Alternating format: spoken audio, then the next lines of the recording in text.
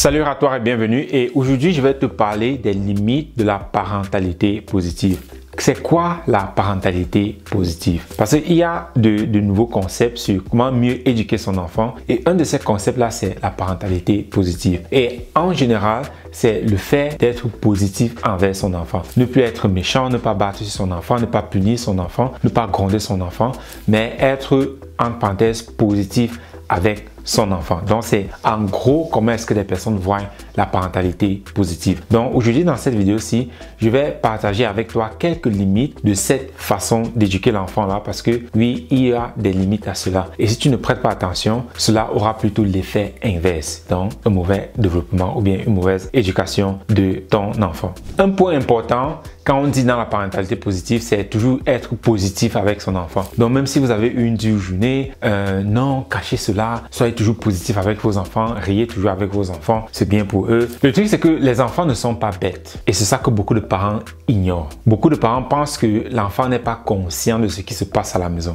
Et ça, c'est une erreur que les parents commettent, de penser que l'enfant ne sait pas ce qui se passe à la maison. L'enfant n'est peut-être pas en mesure d'expliquer ce qui se passe, mais chaque fois qu'il y a un problème à la maison, l'enfant est conscient de cela, il est au courant de cela. Que toi, le parent, tu aies un problème au travail, que toi, tu aies un problème avec ton conjoint, avec ta femme, ton mari, l'enfant, il est au courant de cela. Ils perçoivent cela. Comme j'ai dit, ils ne peuvent pas expliquer avec les mots. Pourquoi? En fonction aussi de leur âge. S'ils sont encore très jeunes, peut-être 2 ans, 3 ans, ils ne peuvent peut-être pas expliquer. Bon, pas les enfants avec qui nous travaillons. Les enfants avec qui nous travaillons à Technotuteur, ils peuvent déjà parler, même dans ces âges-là. Mais si toi, tu n'es pas cette personne avec qui nous travaillons, comment est-ce que toi, tu peux savoir que ton enfant est conscient de ce qui est en train de se passer, même si tu ne l'expliques pas? Parce que comme j'ai dit, dans la parentalité positive, un des aspects, c'est toujours être positif, d'utiliser les mots positifs quand on est en train de discuter avec l'enfant. Le truc, c'est que quand vous avez du stress à la maison, avec votre conjoint ou bien avec le travail, cela se ressent dans votre comportement. Donc, même si vous êtes en train de dire à l'enfant, « Ah, tout va bien, tout est beau », l'enfant, il perçoit cela. Il va sourire avec vous, mais vous allez voir quelque part si vous êtes attentif. Parce que beaucoup de parents, ils sont tellement de problèmes, ils sont tellement dans leur tête qu'ils ne sont même plus attentifs à ce que leur enfant est en train de faire. Parce que votre enfant, il est votre miroir. Il va toujours refléter votre vie au quotidien.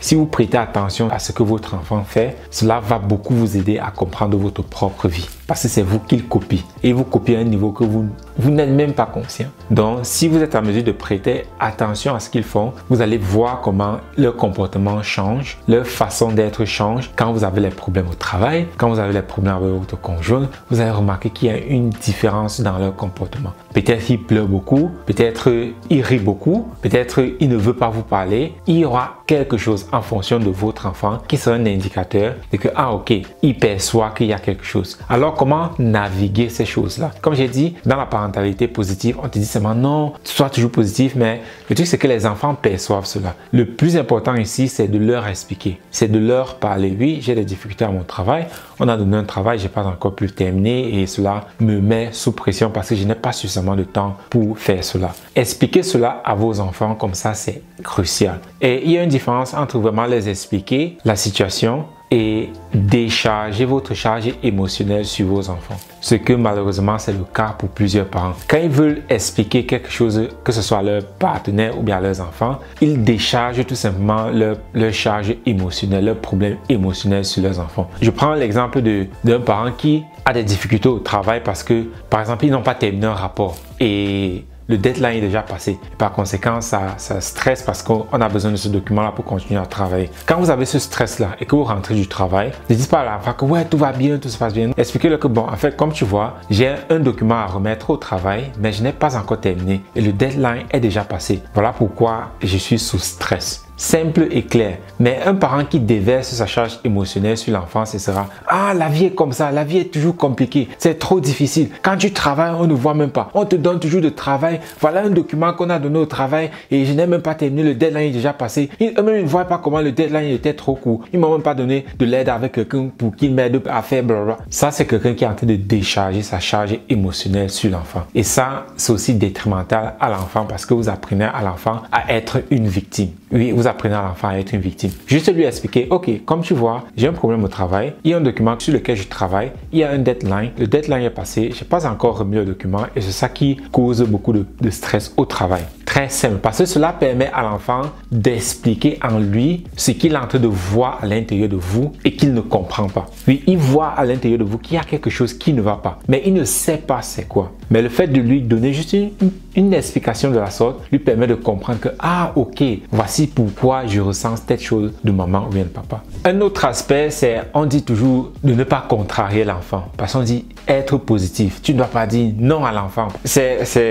Parfois c'est amusant, mais en même temps, la vie n'est pas faite de roses. Ce qui fait que quand l'enfant va sortir de la maison, qu'il sera grand plus tard, d'ailleurs, il va rencontrer des personnes qui vont lui contredire. Même si ce qu'il dit est vrai, est correct, on va le contredire. Et ce sera donc à lui de démontrer que ce qu'il est en train de dire est correct. C'est pareil quand vous êtes en train d'éduquer votre enfant. Quand il y a quelque chose qui n'est pas correct, dites que non, ça c'est pas correct. Challengez ce point-là. Et si l'enfant trouve que c'est correct, alors ne lui dites pas non, c'est pas correct. Parce que ça c'est aussi un autre aspect où le parent, il est catégorique seulement que non, j'ai dit non, c'est pas comme ça. Même si ce que l'enfant est en train de dire, vous avez votre expérience, vous voyez que c'est pas le cas, laissez à l'enfant l'opportunité d'expliquer pourquoi il est en train de faire comme il est en train de faire. Parce que s'il est en train de faire quelque chose et qu'il vous dit non, en fait c'est pas comme ça, il dit non, non, non, c'est comme ça, dit ok, pourquoi est-ce que tu penses que c'est comme ça? Avoir ce dialogue-là avec lui, cela va lui permettre à lui de voir s'il a tort ou pas. Et parfois aussi, vous le parent, vous allez vous rendre compte que parfois certaines choses que vous pensez être correctes, c'est pas le cas. Parce que l'enfant, il a sa façon de voir les choses, il a son intelligence, cela lui permet de voir les choses différemment que vous. Et avoir cette conversation-là constamment avec l'enfant, quand vous êtes en désaccord, ça va vous permettre de à l'enfant de voir où est-ce que lui, il n'a pas compris la chose et par conséquent, il est en train de mal faire. Et à vous-même, ça va vous permettre de voir si ce que vous pensez être la vérité est vraiment le cas. Parce que très souvent, 99% des cas, le parent, il utilise seulement son autorité pour régner sur l'enfant avec. Il dit non, j'ai dit c'est pas comme ça et puis c'est pas comme ça. Ça, c'est utiliser la force pour éduquer son enfant avec. C'est pas aussi la solution adéquate. Le troisième point, c'est où on dit toujours parler positif à l'enfant. Non, vas-y, tu peux le faire. Vas-y, tu peux le faire. Tu es génial, tu es le meilleur. Aie confiance en toi. Oui, mais un point manque. Imaginez-vous que je vous donne les clés d'un jet privé et que je vous dis, vous pouvez conduire ou bien utiliser ce jet privé-là pendant 1 an. Le carburant est payé, toutes les taxes sont payées, toutes les charges sont payées, tout est pris en charge. Tout ce que vous allez juste faire, c'est l'utiliser. Vous pouvez l'utiliser pour vos amis, votre famille, comme vous voulez. Allez-y, utilisez-le, amuse-toi, have fun. C'est quoi le problème? Si tu ne sais pas piloter un avion, cela va te servir à rien. C'est pareil avec ces phrases-là de tu peux le faire, vas-y, aie confiance en toi. C'est bien, mais on doit aussi leur apprendre à faire les choses. On doit les développer des connaissances dans tous les domaines où on veut que l'enfant ait confiance en soi. Parce que la confiance en soi, c'est la croyance en moi et en mes capacités. Quand je connais faire quelque chose, j'ai confiance en moi que je peux faire cette chose-là. Donc, si votre enfant a des difficultés quelque part, oui, encouragez-les, mais en même temps, aidez-les à développer ces aptitudes-là pour maîtriser cette chose-là. Parce que beaucoup de parents, tout ce qu'ils disent, c'est que non, je fais la parentalité positive, j'encourage mes enfants tous les jours, je leur dis qu'ils peuvent le faire, qu'ils sont les meilleurs, que rien ne peut se mettre sur leur chemin. C'est bien, mais en même temps, vous devez développer leurs aptitudes. Parce que leurs aptitudes, c'est ça qui va donc prouver qu'il peut le faire. Si on te dit, ouais, tu peux le faire, tu peux le faire, tu peux le faire, mais on ne t'explique jamais comment le faire, tu vas toujours pas pouvoir le faire. Et par conséquent, tous ces mots-là vont juste aller dans de l'eau. Donc, c'était ça les 3 points sur la limite de la parentalité positive que je vois beaucoup de parents commettre. Et si toi, tu aimerais vraiment développer ce potentiel-là chez ton enfant, alors n'hésite pas à rejoindre notre communauté. Oui, nous avons un groupe Facebook uniquement pour les parents et pour ceux qui veulent le meilleur pour l'éducation de leurs enfants. Le lien du groupe est dans la description. Tu peux cliquer et rejoindre le groupe où des parents se rencontrent et partagent leurs expériences de telle sorte que nous puissions avoir la meilleure prochaine génération que possible.